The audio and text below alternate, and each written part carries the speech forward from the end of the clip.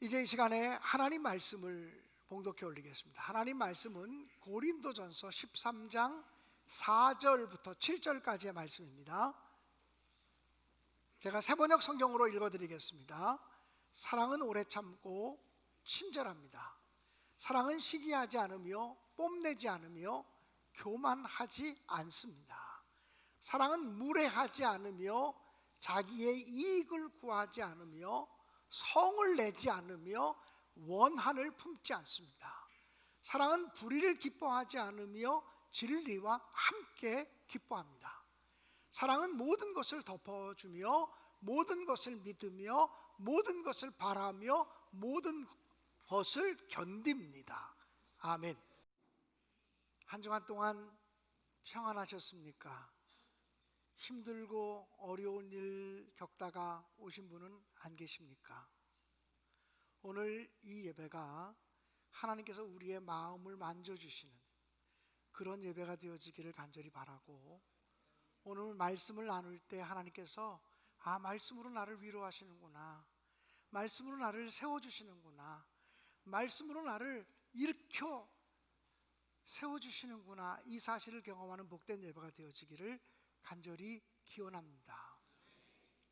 아프리카의 유명한 선교사인 스코틀랜드의 데이빗 리빙스턴이 하나님의 부르심을 받고 죽었을 때 그를 장례 지내고 무덤을 만들고 묘비를 만들어 세우면서 아프리카의 원주민들이 그 묘비 비석에 이렇게 썼습니다. 당신이 우리에게 오시기 전 우리는 어둠 가운데 있었습니다. 당신이 떠나간 지금 우리는 빛 가운데 있습니다. 그리스도의 복음이 들어갔다라고 하는 것은 빛이 비춰지는 사건입니다. 생명의 빛이 비춰지는 놀라운 은총의 사건임을 믿습니다. 이 땅에 그리스도의 복음이 들어오면서부터 이 땅에 어둠이 물러가고 빛의 역사가 시작되었음을 분명히 믿습니다. 데이빗 리빙스턴이 하나님의 품으로 옮겨간 지 3년쯤 지났을 때 사람들이 그 아프리카 원주민들을 찾아가서 데이빗 리빙스턴이 했던 말들을 얼마나 많이 기억하십니까? 라고 물었습니다. 그때 그 원주민들은 한결같이 이렇게 얘기했습니다. 우리는 데이빗 리빙스턴 선교사가 우리에게 전했던 말들을 다 기억하지 못합니다. 많은 내용들을 다 잊어버렸습니다. 그렇지만 우리는 한 가지 분명히 기억하는 것이 있습니다. 그분은 우리를 사랑하셨습니다. 그분은 우리를 사랑하셨습니다라고 이구동성으로 이야기했다고 합니다. 언젠가 저와 여러분 우리 모두가 육신의 장막집을 벗어버리고 우리도 이 땅을 떠나갈 때가 있을 것입니다. 우리가 이 땅을 떠나가는 날 여러분의 묘비에 무엇라 기록되기를 원하십니까? 여러분의 후손들에 의해서 여러분이 어떻게 기록되고 어떻게 평가되기를 원하십니까? 하나님을 사랑하던 자, 교회를 사랑하던 자, 이웃을 사랑하던 자, 여기에 잠들다.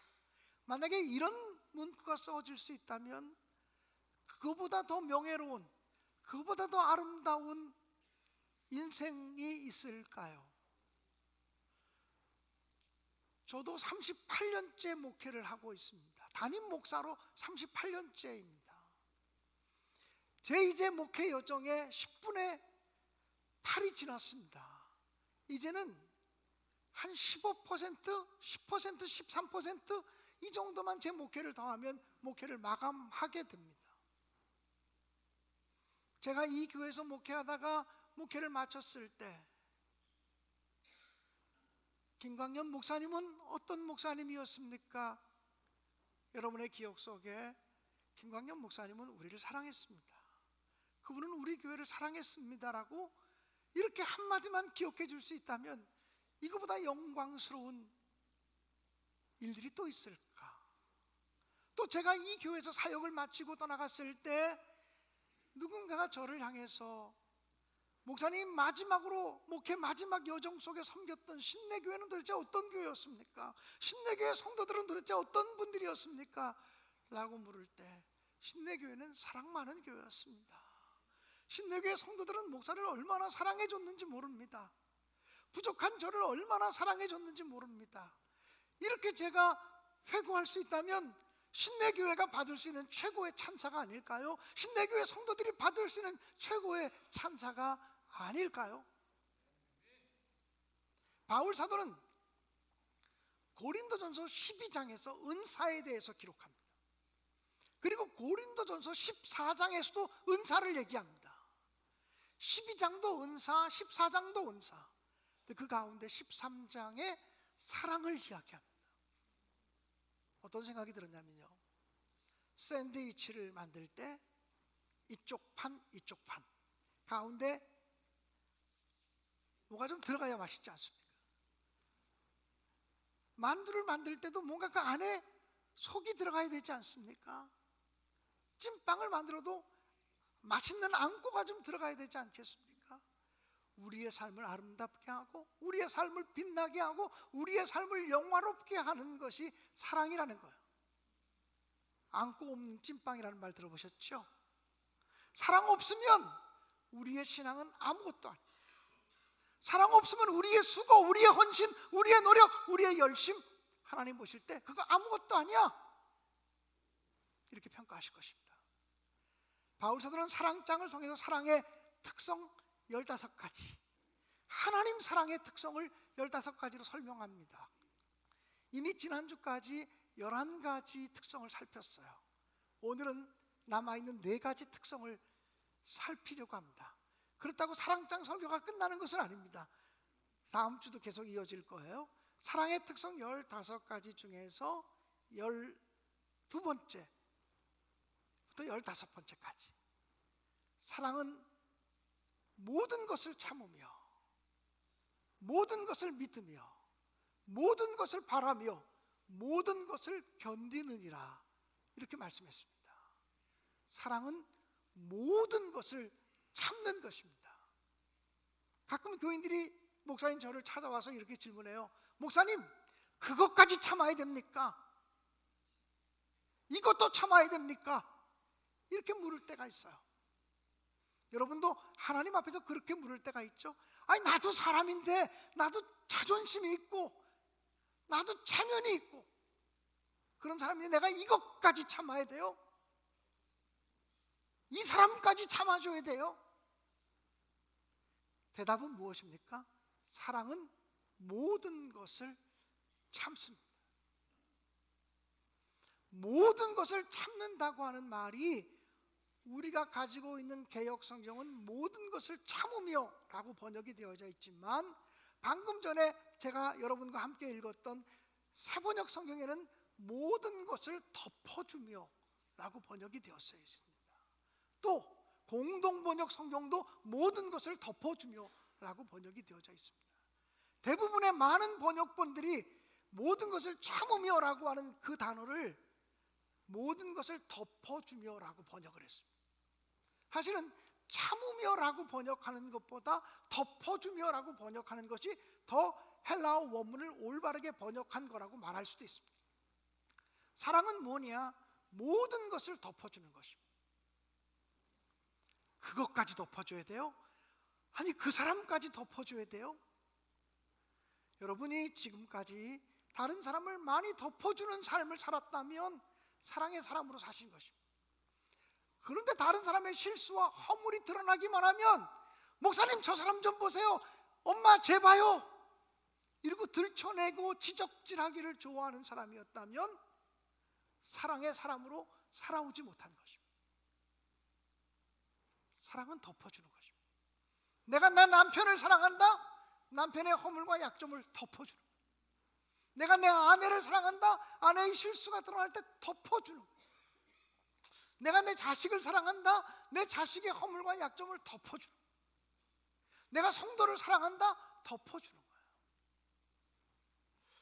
베드로전서 4장 8절 말씀은 이렇게 기록이 되어져 있습니다. 무엇보다 뜨겁게 서로 사랑할지니 사랑은 허다한 죄를 덮느니라. 하나님의 사랑이 우리의 죄를 덮은 것처럼 우리 또한 사랑으로 다른 사람의 실수와 허물과 약점을 덮어주는 삶을 살아야 사랑의 삶을 사는 것이라고 이야기할 수 있다는 것입니다. 여러분, 이 설교를 들으면서 지금 여러분의 마음속에 내가 이것까지 덮어줘야 돼? 이 사람까지 덮어줘야 돼? 이렇게 마음에 떠오르는 일들이 있고 사람이 있다면 주님께서 말씀하십니다. 그래, 그것까지. 그래, 그 사람까지. 그래, 그 일까지. 이렇게 말씀하시는 것입니다. 사랑하는 여러분, 바울 사도는 계속해서 선포합니다. 사랑은 모든 것을 믿으며 라고 말합니다. 사랑이 있으면 믿어주게 돼요. 내 미움이 있으면 의심하게 돼요. 불신하게 돼요. 사랑은 모든 것을 믿으며라고 하는 이 표현은 원문의 의미를 보다 정확하게 드러내자면 사랑은 다른 사람이 나를 속이는 줄 알면서도 믿어주며라는 말이에요. 저 사람이 나를 속이는 줄 알면서도 믿어주는 게 사랑이라는 거예요. 아니, 그럼 바보가 어디 있습니까? 지금 상대방이 나를 속이고 있는 게 뻔히 보여요. 내 눈에 보여요. 이 사람이 지금 나를 속이고 있구나, 이게 보여요. 근데 기분 좋게 속아 넘어가 주고 그러면서도 그 사람 믿어주는 게 사랑이라는 거예요. 여러분, 세상에 이렇게 바보 같은 사람이 있을까요? 있죠. 그런 바보 같은 사람의 대표적인 사람이 누구죠? 가족마다 있어요. 누구입니까? 어머니이고 아버지이고 부모입니다. 여러분, 요즘 젊은 사람들이 자꾸 결혼 안 하는 비혼주의로 나가는 경우도 있는데 비혼주의를 비난하거나 그러고 싶은 마음은 요만큼도 없어요. 이제는 비혼 가족도 인정하는 시대에 와야 된다고 생각을 하는 목사예요. 그렇지만 성경이 가르치는 원리는 한 남자와 한 여자가 결합하여 한 몸을 이루며 가정을 이루라고 말씀하셨어요. 그리고 가정을 이루면 생육하고 번성하라고 말해요. 왜냐하면 생육하고 번성하지 않는 한 하나님 아버지의 마음을 이해할 수 없는 것들이 너무 많아요. 결혼해서 자식을 낳아봐야 가정의 기쁨과 행복을 느낄 수 있고 자녀를 키워봐야 하나님 아버지의 마음을 깨닫게 된다는 거예요. 그래서 보통 여자분들이 첫 번째 아이를 출산하면 친정엄마한테 전화해서 운다 그러잖아요. 엄마 마음을 내가 알겠다고 그렇게 얘기한다 그러잖아요. 자식을 키워보면서 하나님 아버지의 마음을 아는 거예요. 자식을 품으면서 하나님 아버지의 마음을 느끼는 거예요. 부모의 사랑은 어떤 사랑이냐면 속이는 줄 알면서도 속아 넘어가 주는 사랑이에요. 여기 지금 우리 아들, 딸이 같이 있지만 저도 우리 딸내미한테 많이 속아 넘어가 줬어요. 우리 아들내미한테 많이 속아 넘어가 줬어요. 그래서 쟤들이 크게 탈선하지 않고 크게 타락하지 않고 여기까지 온 거라고 생각이 돼요. 구체적인 거 얘기하고 싶지만 그건 프라이버시가 있으니까 그건 생략할게요. 정말 많이 속아 넘어가 준 거예요. 만약에 어떤 부모가 목사님 저는요 자식들한테 한 번도 안 속았어요. 자식들 거짓말하는데요 내가 정확하게 알거든요. 내가 아는데 너 어디다 대고 엄마 앞에서 거짓말을 해? 내가 네 속에 들어가서 너 다 안다.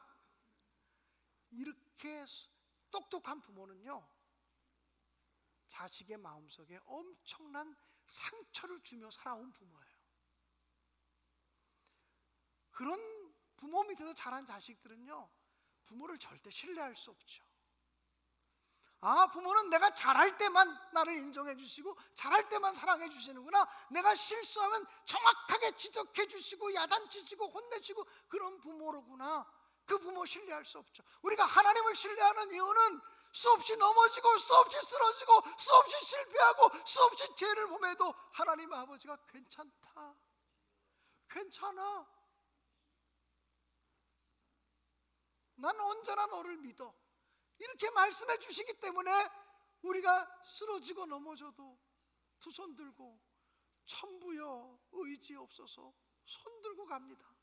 그리고 하나님 앞에 가는 거예요. 탕자로서 집 나가서 탕자 노릇하고 타락하고 방탕한 삶을 살고 아버지의 재산을 다 탕진하고 기생과 함께 먹어치웠어도 내가 돌아갈 곳은 내 아버지 집. 그 아버지는 다시 나를 믿어주실 거야. 내가 가도 그 아버지는 나를 믿어주실 거야. 이 믿음을 가지고 가는 거거든요. 사랑은 모든 것을 믿어주는 거예요. 주님의 사랑이 그렇단 말이에요. 하나님 아버지의 사랑이 그렇단 말이에요. 그런데 고린도 교회는 큰 교회였고 부자 교회였고 은사를 많이 받은 교회였지만 교인들끼리 서로 믿어주질 않았어요. 조금만 잘못한 일이 드러나면 시시비비를 가리고 다투고 싸우고. 여러분, 시시비비를 가리는 게 신앙이 아니에요. 우리 삼자 대면하자, 뭐 이거는 벌써 신앙의 논리를 다 떠난 거예요. 가끔가다 교인들이 무슨 얘기가 답답하면 우리 삼자 대면하자 뭐 이러는데 그거는 사랑의 원리가 아닌 거예요. 여러분, 부모들이 자녀를 키울 때 자녀들이 그렇게 잘 놀다가도 어느 순간 갑자기 싸우거든요. 머리끄덩이 붙들고 싸우잖아요. 우리 딸내미 아들내미도 정말 친하게 살았는데 어떤 때 정말 머리끄덩이 붙들고 싸울 때도 있었거든요. 그러면 딸은 딸대로 아들은 아들대로 와서 자기 억울한 일을 얘기해요. 엄마 쟤 좀 봐, 엄마 아빠 쟤 좀 봐, 이러고 얘기를 해요. 그러면 그때마다 제가 일로 와봐 둘, 그리고 너 얘기해봐, 너 얘기해봐. 그리고 너가 70% 잘못했고 네가 30% 잘못했고 이렇게 판결해 주잖아요. 부모가 그런 재판관 노릇했다면 자녀들의 마음속에 사랑이 심어질 수 없죠. 아무리 자녀들이 잘못해도 부모의 역할은 시시비비를 가려주며 재판해주는 역할이 아니에요. 손잡아주고 우리 형제잖아, 우리 가족이잖아, 손잡게 하는 역할이, 하나 되게 하는 역할이 부모의 역할이죠. 고린도 교회는 그러지 못했어요. 조금만 실수가 드러나면 시시비비를 가리려고 하니까 다툼이 멈춰지지 않고 싸움이 멈춰지지 않고 누가 잘했네, 네가 잘했네, 내가 잘했네 싸우기 시작했고. 또 고린도 교회는요, 그것도 교회에서 판결이 안 나면 세상 법정까지 끌고 가서 싸우기 시작했다고요. 교회 문제를 가지고 세상 법정까지 끌고 갔다고요. 옳고 그른 거 나는 꼭 가려야만 직성이 풀려, 이런 거죠. 그런 고린도 교회를 향해서 바울 사도가 권면해요. 고린도전서 6장 7절은 이렇게 말씀하고 있어요. 너희가 피차 고발함으로 너희 가운데 이미 뚜렷한 허물이 있나니. 남을 고발했다는 것 자체가 뚜렷한 허물이 있다는 거예요. 차라리 불의를 당하는 것이 낫지 아니하며 차라리 속는 것이 낫지 아니하냐. 그렇게 해서 법정까지 가서 승리하고 그것보다는 차라리 내가 불의를 당하고 차라리 내가 속는 것이 낫지 아니하냐 라고 말하는 거예요. 이게 신앙이라는 거예요. 이게 믿음이라는 거예요. 이게 사랑이라는 거예요. 한국교회 큰일 났어요. 목사들끼리도 재판 걸고 사회법정으로 나가는 일이 한두 건이 아니에요. 아니, 감리교회 감독들도 싸우면 법정으로 가요. 세상 법정으로 가요. 그러면서 어떻게 교회에서 설교를 하는지 마치 내 얼굴에 침을 뱉는 것 같아서 설교하기도 참 어렵지만 교회는 그러면 안 되잖아요. 성도는 그러면 안 되잖아요. 입은 삐뚤어져도 성경 말씀대로 살아야 될 거 아니야. 사랑하는 여러분, 사랑은 모든 것을 믿는 거예요. 또 사랑은 모든 것을 바라며 라고 얘기해요. 모든 것을 바란다라고 하는 말은 어떠한 경우에도 희망을 잃어버리지 않고 희망적인 생각을 포기하지 않는다는 거예요. 어떤 사람이 우리에게 실수하고 잘못하면 한 번, 두 번은 용서해 줄 수 있어요. 근데 거듭거듭 실수하고 또 고의로 내게 자꾸 실수한다고 느껴지면, 고의로 내게 해를 끼친다고 느껴지면 상종하기도 싫잖아요. 내가 어떤 사람, 나 저 사람 상종하기도 싫어. 나 저 사람에 대해서 관심 끌 거야. 저 사람이 잘하든지 못하든지 나 상관없어. 이게 무관심이거든요. 근데 사실은 이 무관심이 가장 큰 죄악, 사랑의 반대라고 말할 수 있거든요. 그러니까 사랑은 모든 것을 바란다라고 하는 말은 어떤 경우에도 희망적인 생각을 포기하지 않는다는 거예요. 예수 그리스도께서 그러셨어요. 예수님의 제자 중에 제자라고 말할 수 있는 베드로 사도는 예수님이 십자가의 사건을 예고하실 때 목소리를 높여서 얘기했어요. 모든 사람들이 주를 버리고 도망갈지언정 저는 주님을 떠나지 않겠습니다. 주님을 버리지 않겠습니다. 걱정하지 마십시오. 호언장담했어요. 그런데 하루도 지나기 전에 주님이 로마의 군병들에 의해서 붙잡혀 갔을 때 계집종, 여자종, 어린 여자종 앞에서 주님을 모른다고 3번씩이나 부인했어요. 그것도 성경의 기록에 보면 저주하고 맹세까지 하면서 내가 맹세하는데 저 사람 몰라. 그러면서 어떤 말로 예수를 저주했는지 모르지만 예수를 저주까지 하면서 모른다고 말했어요. 예수께서 부활하셔서 베드로를, 다른 제자들을 찾아오셨어요. 주님은 단 한마디도 야 이놈들아 너희들이 어찌 나한테 그럴 수가 있냐 말씀한 적이 없어요. 너희에게 평안이 있을지어다 라고 말씀하셨을 따름이에요. 사랑하는 여러분, 부활하신 주님이 제자들을 여러 번 만나 주었지만 베드로는 주님의 제자로 살아갈 만한 염치가 없었어요. 내가 예수를 3번씩이나 모른다고 부인한 사람인데, 아니 예수를 저주하고 맹세하며 부인한 사람인데 내가 어떻게 뻔뻔하게 주님의 제자가 돼? 나는 주님의 일을 할 수가 없어. 그리고 다시 옛 직업으로 돌아가려고 갈릴리 호숫가로 고기 잡으러 갔어요. 주님은 또 그를 찾아가셨어요. 그리고 또 그를 향해서 기적을 베푸시고 그를 만나주시고 그에게 다가가셔서 말 걸어주셨어요. 여러분, 때를 따라 말 걸어오시는 하나님에 대해서 묵상하신 적이 있습니까? 하나님이 우리에게 말을 걸어오세요. 너 그러면 안 돼. 너 예수 믿는 사람이 그렇게 살면 안 돼. 너 장로가 그러면 안 되지. 너 권사가 그러면 안 되지. 너 집사가 그러면 안 되지. 누가 얘기하는 것이 아니라 내 마음속에서 말 걸어오시는 하나님의 음성이 들릴 때가 있어요. 저도 어떤 때 너가 목사냐? 목사가 그렇게 말하면 되냐? 목사가 그런 마음 품으면 되냐? 이렇게 말 걸어오시는 하나님의 소리를 들을 때가 있어요. 교인들이 그런 건 아니지만 하나님께서 그렇게 말을 걸어오시면 무릎 꿇고 회개하게 돼요. 거듭거듭 주님을 배반하고 주님에게 실망을 안겨드리는 베드로요 다른 제자들이었지만 주님이 조용히 다가가셔서 그들에게 말 걸어주셔요. 그리고 그들을 회복시켜 주시고 믿어주셔요. 그러나 주님이 부활하시고 승천하셨지만 제자들은 아무것도 사실은 변한 것도 없어요. 누군가가 주님에게 그렇게 묻고 싶었을 거예요. 주님 이렇게 떠나가시면 주님께서 그렇게 목숨 걸고 하셨던 복음 전도 사역 다 무너질 텐데요. 다 물거품이 되고 수포가 되어질 텐데요. 어떻게 하시려고 주님 하늘로 승천하시는 거예요? 주님은 이렇게 말씀하시고 싶었을 거예요. 내 제자들이 있지 않냐? 내 제자들이 있지 않느냐? 아니 그 제자들을 아직도 믿으세요? 그렇게 주님을 배반했던 제자를 아직도 믿으세요? 주님만 안 보이면 주님 욕하는 제자들, 저주하는 그 제자들을 지금도 믿으시냐고요? 주님은 그때도 말씀하실 거예요. 물론이지. 아직도 그들이 변화되고 새로워질 것에 대한 희망을 버리지 않았지 라고 말씀하실 거예요. 사랑은 모든 것을 바라며 어떤 상황에서도 희망적인 생각을 갖는 거예요. 낙심적인 생각을 갖는 것이 아니라 희망적인 생각을 품는 거예요.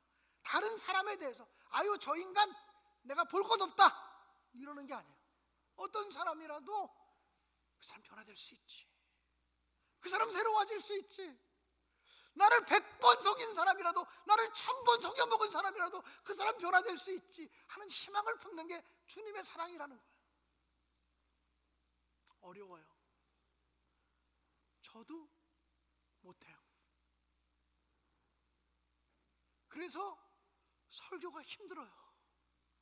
울고 싶을 정도로 힘들어요. 저는 사랑장 연속 설교를 내가 왜 했나, 내가 왜 내 무덤을 파고 있나, 이런 생각을 할 정도로 힘들어하고 있어요. 마지막으로 바울 사도는 사랑은 모든 것을 견디느니라고 말해요. 모든 것을 견디느니라. 이것이야말로 사랑의 극치요, 이것이야말로 사랑의 절정이라고 얘기해요. 여러분, 지금 여러분을 힘들게 하고 낙심하게 만드는 게 뭐예요? 어떤 문제가, 경제적인 문제예요? 자식들의 문제예요? 건강의 문제예요? 어떤 문제가 여러분을 힘들게 하고 있는지 모르지만 해답은 하나예요. 사랑이 없기 때문이에요. 내 마음이 뜨거운 사랑으로 불타오르지 못하기 때문에 그러는 거예요. 사랑은 모든 것을 견디느니라. 우리나라가요, 출산율도 세계에서 제일 낮은 나라 0.7 정도라 그래요. 제가 지난주에 그 가정생활협회 제가 회장을 역임했던 사람으로서 새가정 잡지에서 하는 그 가정 세미나에 참석을 했어요. 인구 절벽의 시대에 이거 어떻게 해결할 건가, 이 문제 가지고 토론회하고 회의하고 강연하고 하는 모임에 참석했어요. 여러분, 그런데 우리나라가 자살률도 세계 최고로 높아요.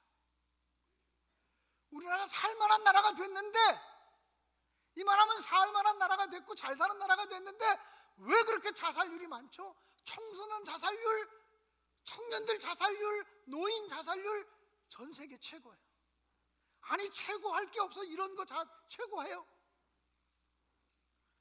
사람들의 마음에 낙심이, 절망이, 좌절이, 어두움이 자리 잡고 있어요. 견딜 수 없는 고통 가운데 살아가는 사람들이 있어요. 사랑은 모든 것을 견디느니라.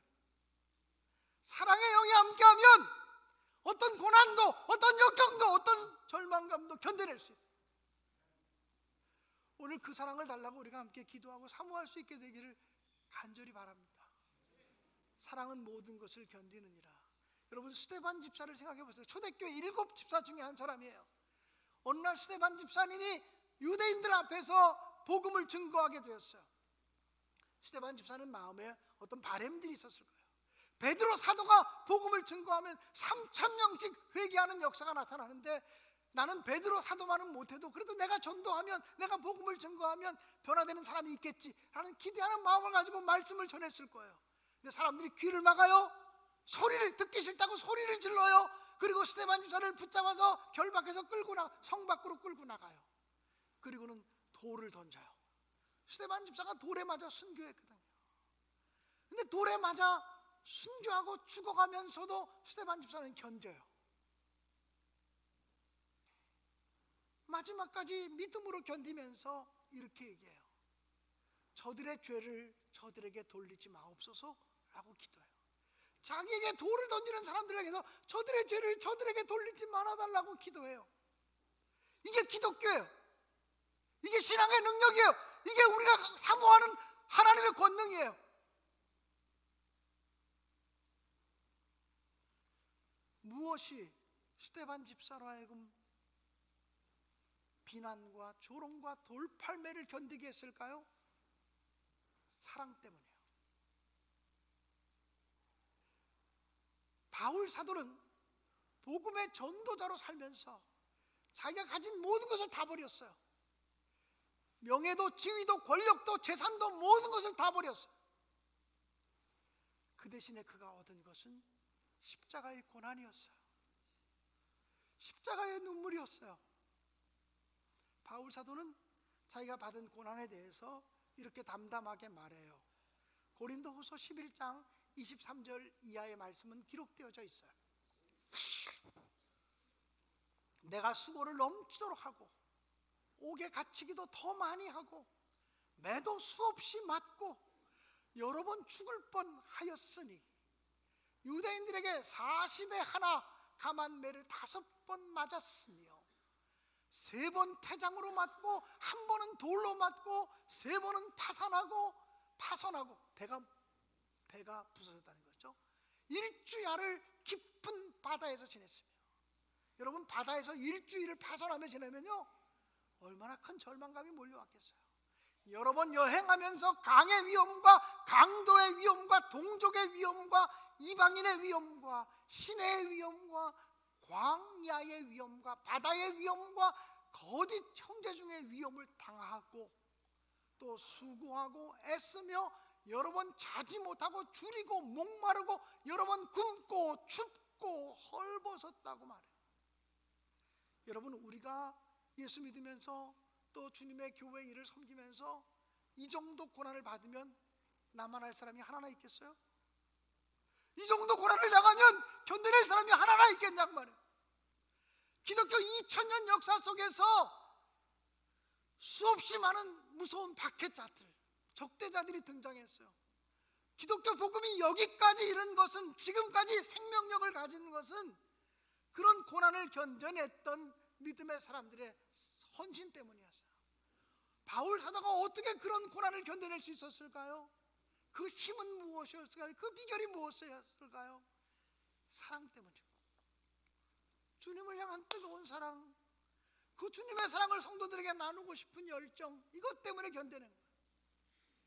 요즘 한국교회가 큰일 났어요. 한국교회 교인들이 너무 신앙의 능력을 잃어가고 있어요.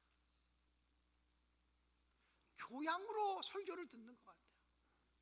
도덕 선생님의 강의 듣듯이 설교를 듣는 것 같아요. 윤리 선생님의 강의를 듣듯이 설교를 즐기는 것 같아요. 신앙은 능력이 돼야 돼요. 신앙은 권능이 돼야 돼요. 생명도 죽음도 사망도 원수도 천사도 그 어떤 것도 이기는 능력이 돼야 된다. 예수를 향한 사랑 때문에 그렇게 돼야 된다는 거예요. 조금만 어려운 일 당하면 시험 들고 넘어지고 쓰러지고, 그런 유약한 믿음 가지고 어떻게 기독교 복음을 지켜낼 수가 있을까요? 히브리서 11장에 보면 믿음의 영웅들의 이야기가 나오는데, 믿음의 영웅들의 놀라운 권능의 역사도 있지만 믿음의 영웅들이 당했던 고난과 수고와 헌신에 대해서도 기록해요. 히브리서 11장 35절 이하에는 이렇게 기록되어져 있어요. 또 어떤 이들은 더 좋은 부활을 얻고자 하여 심한 고문을 받되 구차히 풀려나기를 원하지 아니하였으며, 또 어떤 이들은 조롱과 채찍질뿐 아니라 결박과 옥에 갇히는 시련도 받았으며, 돌로 치는 것과 톱으로 켜는 것과, 그 초대교회 교인들을 고문할 때 톱으로 켰다 그래요. 근데 그 당시에 톱은요 쇠톱이 아니에요. 나무 톱이에요. 톱으로 켜는 것과 칼로 죽임을 당하는 것과 양과 염소의 가죽을 입고 유리하며 궁핍과 환난과 학대를 받았으니 이런 사람은 세상이 감당하지 못하느니라 그들이 광야와 산과 동굴과 터굴에 유리하였느니라고 말해요. 사랑하는 여러분, 사랑은 견뎌내는 힘이에요.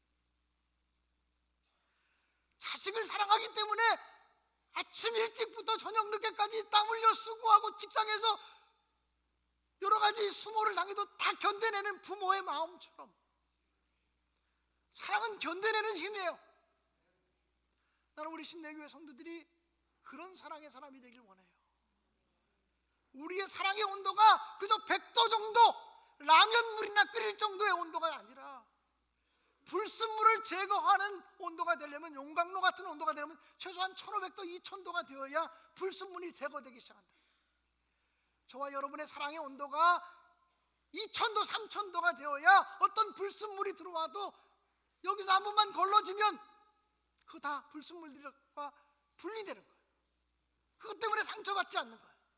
근데 우리의 사랑의 온도가 그저 라면물이나 끓일 정도 100도밖에 안 되니까 아무리 오랫동안 끓여도 불순물은 불순물로 돌아다니는 거야.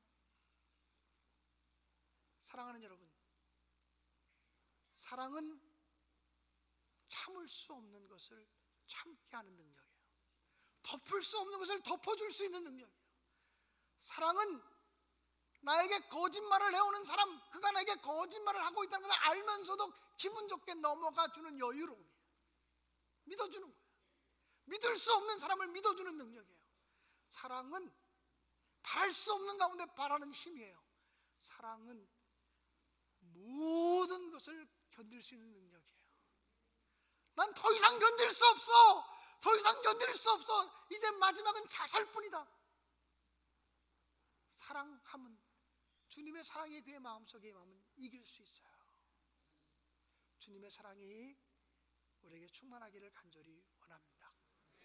다시 오늘 성경 본문 말씀을 한 번만 좀 보겠어요. 오늘 성경 본문을 좀 띄워봐 주실래요? 고린도전서 13장 4절입니다.